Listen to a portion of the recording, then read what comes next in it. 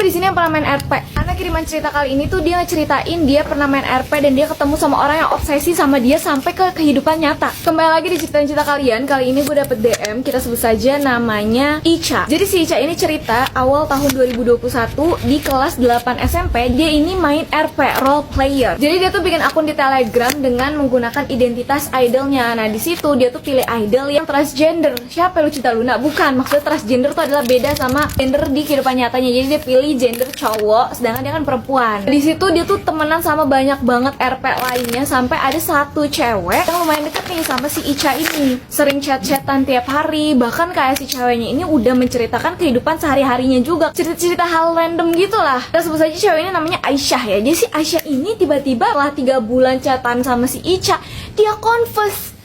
Dia bilang dia suka katanya sama si Ica. Shock lah si Ica kan kayak anjir, gue cewek sebenarnya ini. Cuma di situ si Ica tetap merahasiakan identitas gender aslinya. Jadi dia nolak si Aisyah tapi nggak ngasih tahu dia ini cewek. Mungkin alasannya kamu terlalu baik untuk aku Aisyah. Setelah kejadian itu mereka masih temenan kayak biasa, chatan-chatan tiap hari. Setelah kurang lebih 1 tahun si Aisyah ini confess lagi ke Ica. Setelah Aisyah confess, Ica nih gak ngomong apa-apa, langsung di blok Telegramnya. Jadi putus hubungan langsung. Ya kayak lu pada lah belum jadian tapi udah putus.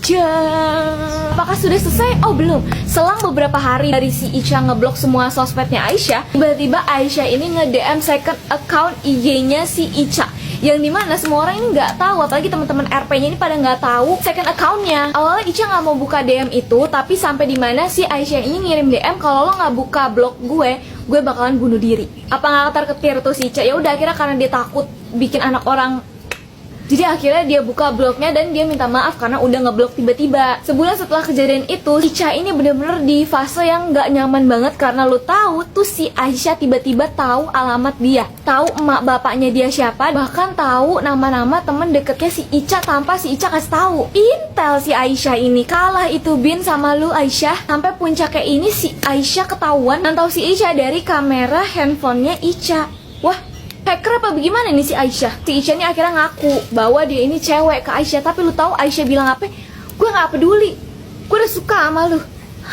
Dia gak peduli mau Ica cewek, cowok, transgender, gak peduli deh. Oh gue malu gitu. Karena udah gak kuat banget, akhirnya Ica ini ngeblok semua sosmednya Aisyah. Setelah ngapus tele dan juga ngeblok semua sosmednya Aisyah, akhirnya si Ica ini gak pernah dapet pesan lagi dari Aisyah. Si Ica ini nge-stalk akun TikToknya Aisyah. Dan lo tau isi akun TikToknya Aisyah itu semuanya tentang gamon dan pengen bunuh.